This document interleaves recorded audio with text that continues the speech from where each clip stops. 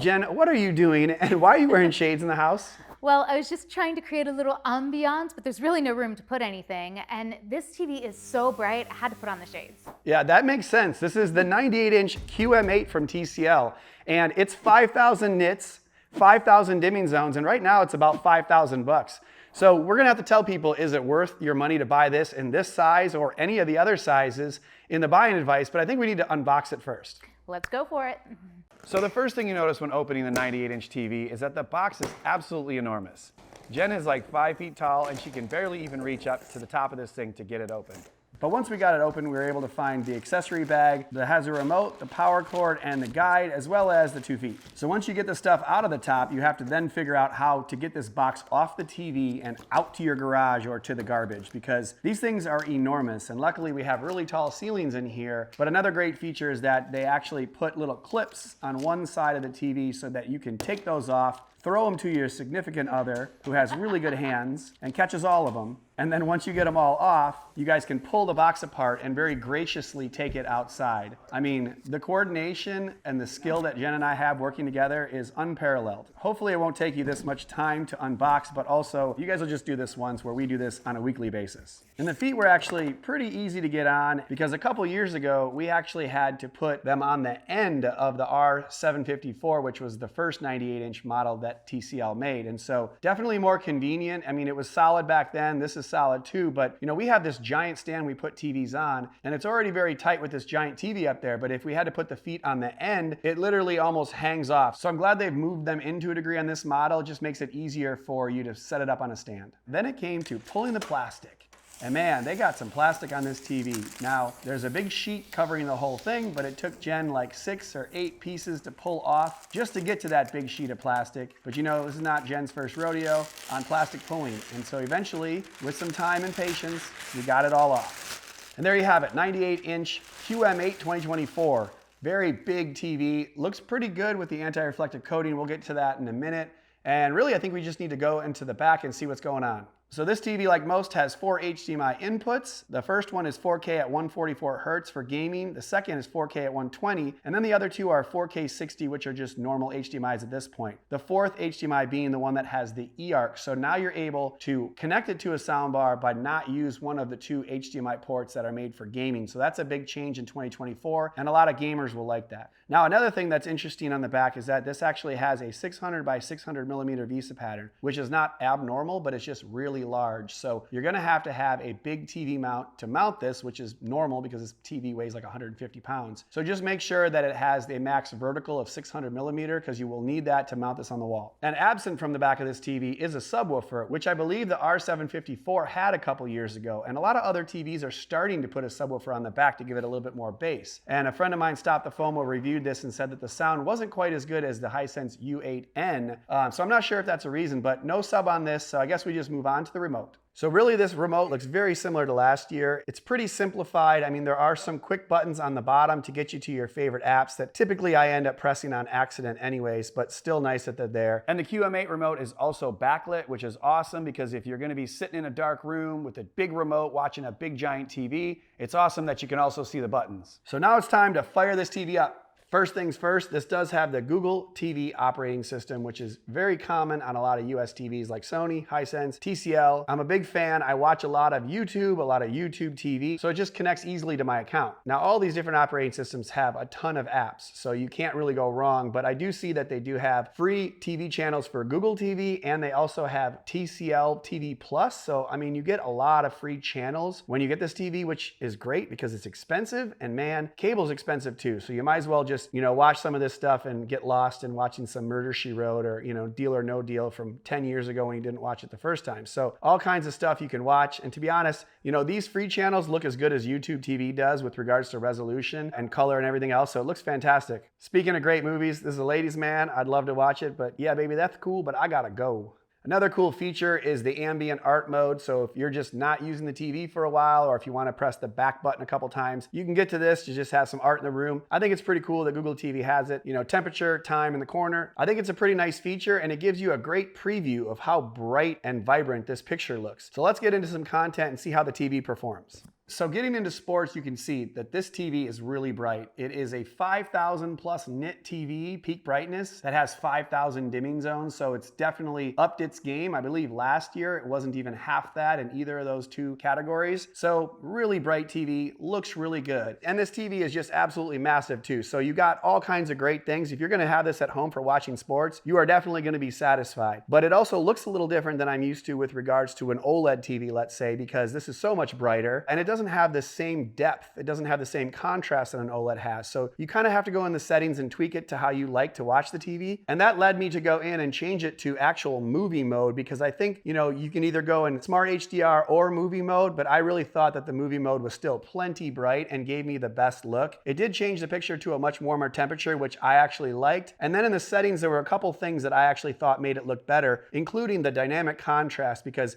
with the dynamic contrast off, it made the picture look a little bit more washed out. But if you turn it on to low, it provided much better contrast and it looked more OLED-like when watching your general TV content. Putting it to high actually made it worse, so I think low is the way to go with that, and that's how I'm gonna leave it. And then the same can be done for the local contrast. I have it set to high, making the dimming zones work very well. And it's not over-aggressive, you still get a lot of highlights. So I think that they've definitely improved the backlight system in 2024. And then for motion, we just typically move it to 3 and 3 for these two reductions, blur reduction, jutter reduction. I'm gonna go more into that for movies, but more or less I try to steer clear of over interpolating the motion when watching sports because I don't want too many artifacts. So it's kind of a trade-off that if you mess with those settings, you're gonna have some degradation of the picture. So I kind of just keep them minimal so we don't have too much jutter, too much motion issues. So in general, watching sports and content like this, it looks fantastic. There's just always a couple settings that you can mess around with it and make it look even better. We're gonna get into some tests in a moment, but I think if anyone is gonna buy a 98-inch TV for their house, they're either gonna watch the sports that we just checked out, or they're probably gonna be watching some movies. So let's go ahead and check out some HDR footage. So obviously with a TV that can get 5,000 nits peak brightness, you're gonna see some really bright and beautiful colors, especially when watching animated movies like Luca here. All the highlights, all the fantastic brightness, looks really good. It's probably the brightest TV we've ever actually had in the house too. But can it still handle the shadow detail? Can it handle dark scenes in movies? Let's check out some movies that are a little bit more challenging.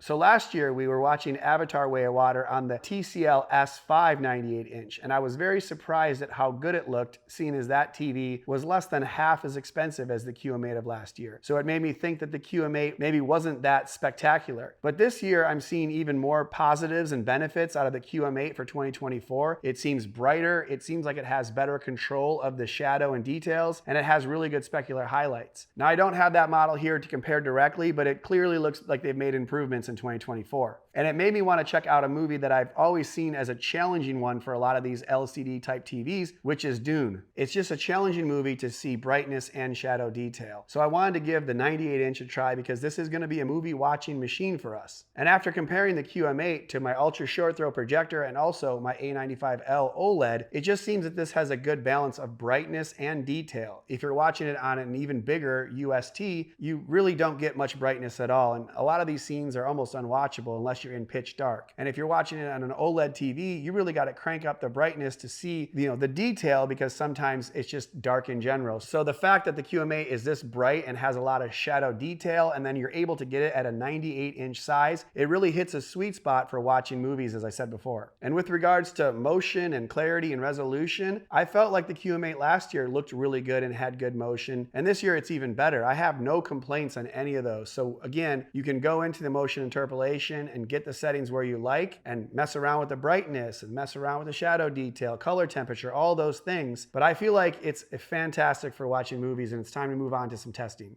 So the first test is the reflection test, because it's very important depending upon what room you're in and how much brightness the TV can provide. And in this instance, the TCL QM8 has decent anti-reflective capabilities. It does provide a little bit of that rainbow effect or dispersion where the light isn't reflected directly back at you, but at the same time, it's not as aggressive as some of the highest end QLED TVs that really have a really strong anti-reflective capabilities, or the OLEDs that just knock it down more in general. So the fact that this TV is super bright helps, but it's not a 10 out of 10. It's probably like a 7 of 10 on reflection handling. And the next test up is the dirty screen or uniformity test, where you can try to find little imperfections in the screen. And this is a 100-inch TV, so really you want it to look really uniform because it's so big. But depending on where you're sitting or what angle you're at, you can see a little bit of blotchy areas here or there on the screen. I don't think it's something that would make me want to return the TV, and I think it's generally fine. I just know it's one of those things that you'd love to see perfect uniformity, but realistically that's not the world we live in, and sometimes there's a little bit of dirty screen effect on these TVs. However, there are two big positives that we have to talk about with regard to testing, and one of them is the blooming test. Now again, we talked about how this TV has 5,000 plus dimming zones, so you can imagine that there isn't much light bleeding when it comes to the QM8. And I'll be honest, I haven't noticed any blooming on the content we've been watching so far, which is really impressive. I mean, this is a 100-inch LCD mini LED TV. It's a high-end TCL. You'd expect there to be some blooming, but I really see none. And that's fantastic, because if you're watching movies with widescreen bars and there's just no light bleeding into that, very impressive. So they've got the 5,000 plus dimming zones under control this year, and I think it looks fantastic from almost any angle. And speaking of angles, that's the last thing I wanted to talk about.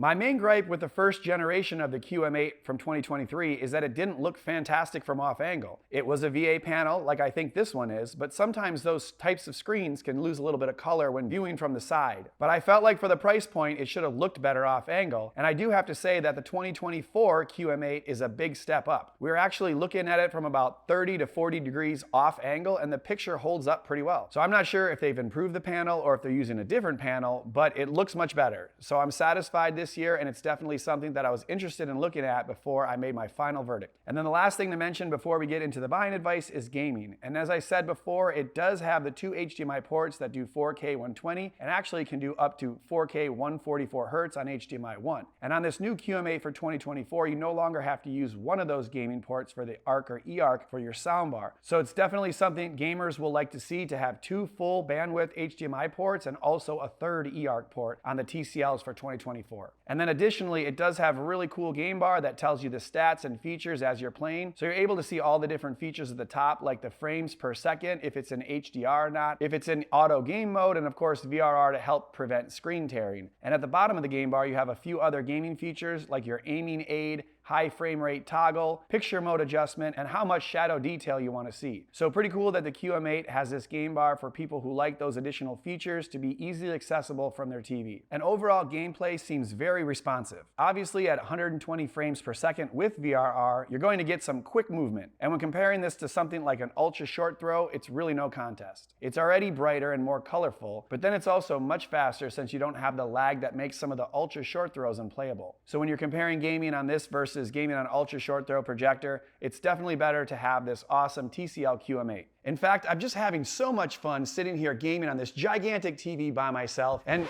So Brandon, are you gonna stop talking and give the people the buying advice or what? what are you doing here? I didn't even know you're here. Who do you think was gaming this whole time? Oh my gosh, I thought that was Eric. Yes, we should talk about buying advice because really that's what you guys want to know. Should you buy this TV or not? I have to say, this is a winner, specifically the 98-inch. Fantastic TV. Yeah, you can't hate on that size. No, and honestly, it's improved from last year. We were a little disappointed with the viewing angle last year. The dimming zones and all these things were a little bit off. Now we're come back with, it's over twice as bright. It's got twice as many dimming zones. Off-angle viewing looks better. There's really not a downside to buying this in this size. And it is twice as expensive as some of the least expensive 98-inch TVs. That's a kind of word salad there. But honestly, if you're gonna go big once, you might as well go big with a fantastic TV. And unless you're talking about like the Samsung version of this, which may be fantastic too, but that's $15,000. Or even the LG version, which is an OLED, that's $25,000. So when it comes to like high-end 98-inch TVs, this is at a perfect price point while still being a fantastic performer. And then we talk about like the UST, the ultra short throw projectors. They have them in 100-inch and 120 and 150, but they're not nearly as bright as this. And as we said before, you can't game with the same speed and refresh rate and response time and all those things. So it's kind of a perfect balance of huge size, bright TV, fantastic processing. It's a great package. So yes, for me, I would say most people would be very happy with this TV, especially if it's 98-inch. I think it's fantastic. Well, you hit all the points I was gonna say. You just took them right out of my mouth. So I think we should just say thanks for watching, and we'll see you next time. Yeah, definitely leave a comment and all that. We'll see you guys in the next video. Bye.